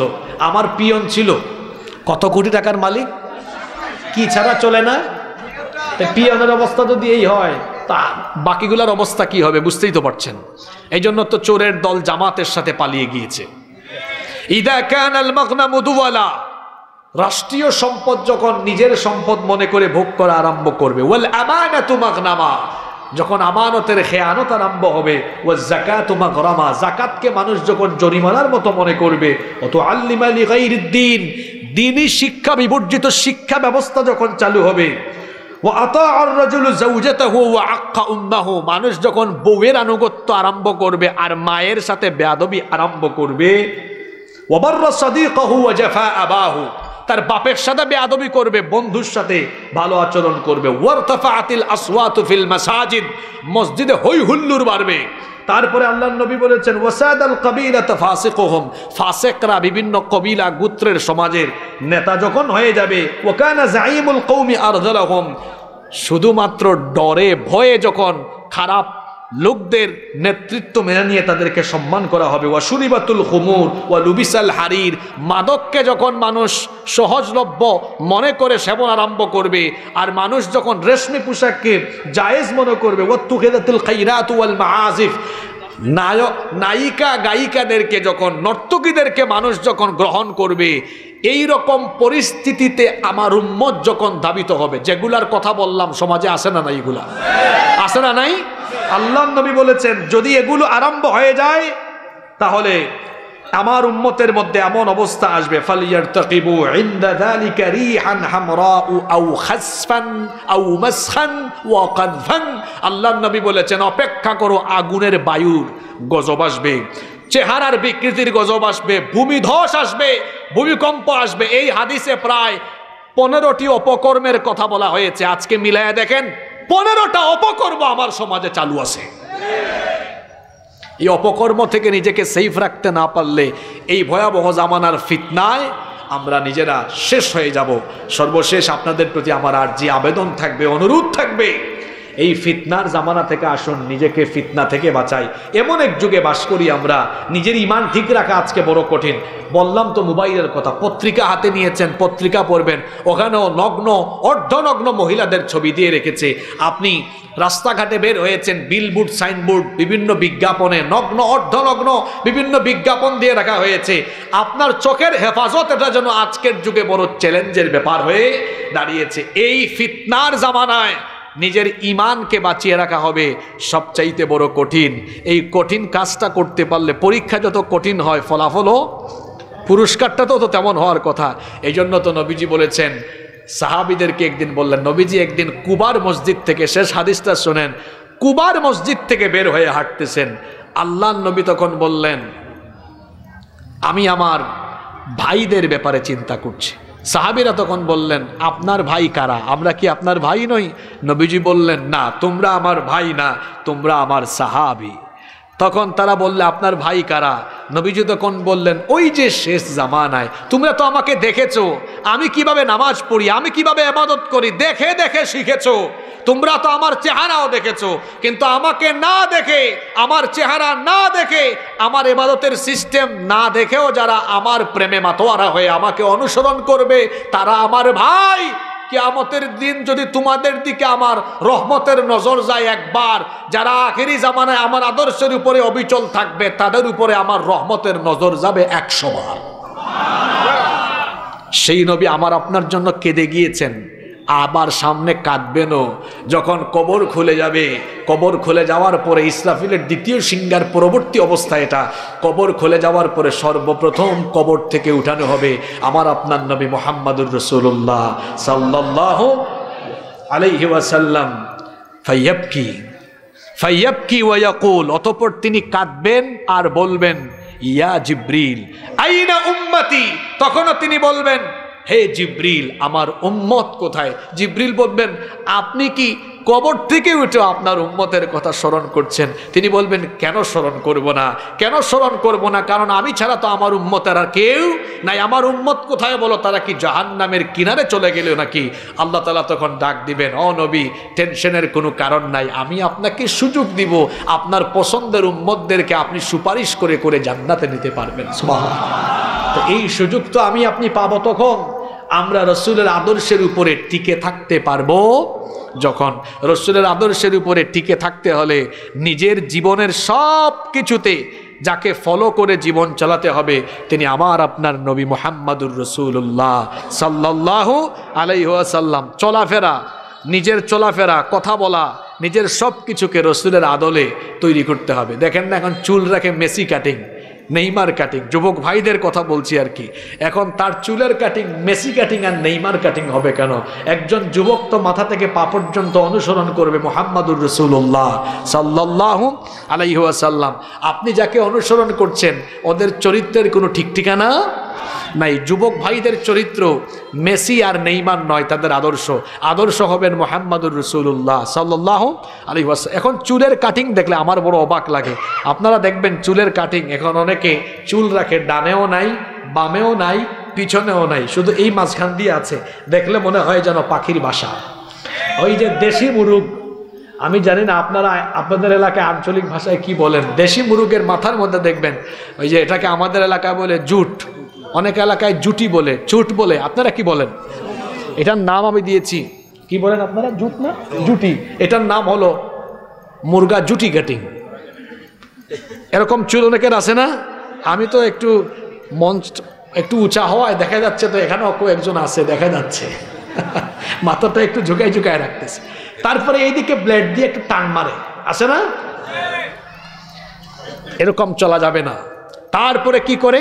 প্যান্ট, পায়জামা, লুঙ্গি, নামাতে নামাতে কোথায় চলে গিয়েছে?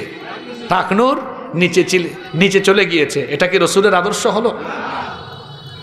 আল্লাহর নবী বলেছেন ওই ব্যক্তির দিকে কিয়ামতের দিন আল্লাহ তাকাবেন না, তার সাথে আল্লাহ কথা বলবেন না, তাকে আল্লাহ পবিত্র করবেন না, এমনকি তাকে আল্লাহ জাহান্নামের আগুন থেকে মুক্তিও দিবেন না। তখন তাকে জিজ্ঞেস করা হলো, গো আল্লাহর নবী, কোন ব্যক্তি সম্পর্কে আপনি এই কথা বলছেন? আল্লাহর নবী তখন বললেন, যেই ব্যক্তি টাকনুর নিচে কাপড় ঝুলাইয়া হাঁটে। টাকনুর নিচে কাপড় ঝুলাইয়া হাঁটবেন না। অনেকে গ্রামে লুঙ্গি পরে হাঁটে, এমনভাবে লুঙ্গি টাকনুর নিচে দেখলে মনে হয় গ্রামের মানুষ তাকে এলাকার ঝাড়ুদার হিসাবে নিয়োগ করেছে। এমনভাবে হাঁটে, হাঁটার সময় একদম তার লুঙ্গি রাস্তার সব ধুলাবালু ময়লা নিয়ে যায়। এরকম একজনকে আমি পাইছি একবার। পাওয়ার পরে বললাম, ভাই, এলাকার মানুষ কি আপনাকে ঝাড়ুদার হিসাবে নিয়োগ দিল নাকি? আমাকে বলে, আপনি হুজুর হয়ে মস্কারা করেন? বললাম, না না না, ঠাট্টা করছে না তো, দেখেন আপনার লুঙ্গি তো ঝাড়ুর কাজ করছে। এরকম অনেক মানুষ আছে না নাই? যুবক ভাইদেরকে বললে তারা বলে, হুজুর এরকম তো টাকনুর উপরে উঠালে আনস্মার্ট লাগে, খ্যাত খ্যাত লাগে। কে বলেছে ভাইয়েরা? এই যে আমরা জুব্বা পরি টাকনুর উপরে, পায়জামাও টাকনুর উপরে, দেশে বিদেশে যেখানেই যাই, আজ পর্যন্ত কেউ তো বলে না আপনাদেরকে দেখতে খারাপ লাগে। বরং যেই দেখে বলে, আপনাদের পোশাকের ভেতরে আলাদা একটা ভাব আছে, দেখতে সুন্দর লাগে, এটার মধ্যে আলাদা একটা মায়া আছে, আন্তরিকতা আছে। সুবহানাল্লাহ। নবীর সুন্নত মানার ভেতরে কি আছে? স্মার্টনেস আছে। তারপরে আমার রসুলের আদর্শ আমি মানি, মুখে মুখে বলি, কিন্তু আমি দাড়ি রাখতে পারি না। কেন? দাড়ি রাখলে কি হয়েছে? পৃথিবীর কি কোনো নবী রাসূল এমন ছিলেন যার দাড়ি ছিল না? আপনারা বলেন, পৃথিবীর কি কোনো নবী রাসূলের দাড়ি ছিল না? এমন নবী রাসূল ছিলেন? দাড়ি হলো সব নবীদের সুন্নাহ। দাড়ি ছেটে ফেলা, এটা কাটা, ক্লিন শেভ করা তো কোনো মুসলমানের কাজ হতে পারে না। আপনারা দেখবেন ইহুদিরা, অন্যান্য ধর্মের ইহুদিরা বিশেষ করে ওরা দাড়ি রাখে, বা অন্যান্য বিধর্মীরাও রাখে। ওরা সোয়াবের আশায় রাখে না, ওরা রাখে স্কিন সচেতনেরা।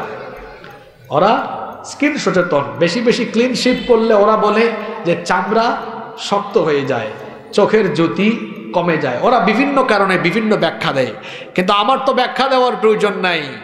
আমি তো দাড়ি রাখি আমার নবীকে অনুসরণ করে। সুবহানাল্লাহ। এটা একটা গুরুত্বপূর্ণ সুন্নাহ। দাড়ি হলো পুরুষত্বের প্রতীক, পুরুষত্বের আলামত। অনেক যুবকেরা বলে, হুজুর দাড়ি রাখতাম কেমনে? যদি মেয়েরা পছন্দ না করলে নাই। দাড়ি রাখার কারণে যদি কোনো মেয়ে আপনাকে পছন্দ না করে, তাহলে বুঝবেন এক জাহান্নামী নারী থেকে আল্লাহ আপনাকে বাঁচিয়ে দিয়েছেন। দাড়ি হলো পুরুষের সৌন্দর্যের প্রতীক। দাড়ি রাখলে পুরুষকে সুন্দর লাগে, কম না বেশি? নারীর ফেসও ক্লিন, আপনার ফেসও ক্লিন। তা নারী পুরুষের পার্থক্য বুঝবো কিভাবে বলেন? ফেসেও তো পুরুষের একটা পুরুষত্বের ভাব আছে, আছে না? যাদের দাড়ি আছে তাদেরকে দেখতে কি খারাপ লাগে?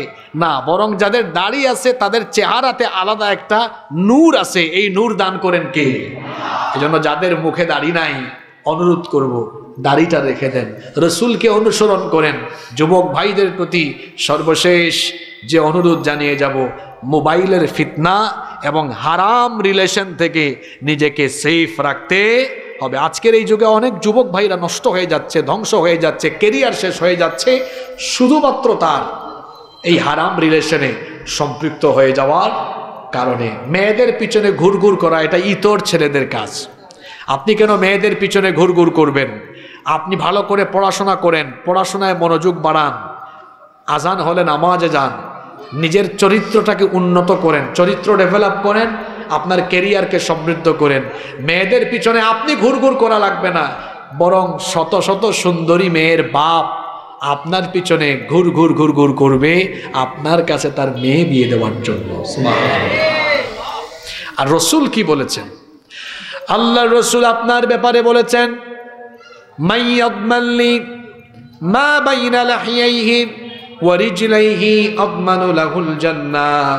যে ব্যক্তি তার দু চোয়ালের মধ্যবর্তী জায়গা অর্থাৎ জিহবা আর তার দু উরুর মধ্যবর্তী জায়গা অর্থাৎ লজ্জাস্থান, এই দুটো জিনিসের জিম্মাদারি যারা গ্রহণ করবে, অর্থাৎ যারা তাদের চরিত্র হেফাজত করবে, আল্লাহ নবী বলেছেন কাল কিয়ামতের দিন আমি নবী নিজে তার জন্য জান্নাতের জিম্মাদার হয়ে যাব। যুবক ভাইয়েরা, নিজের চরিত্রের হেফাজত করা যাবে তো? বিবাহের আগে কোনো প্রকার হারাম রিলেশন নয়, পারবেন তো ইনশাল্লাহ? বিয়ের বয়স হয়ে গেলে বিয়ে করে ফেলতে হবে, বিয়ে করতে দেরি করাও যাবে না।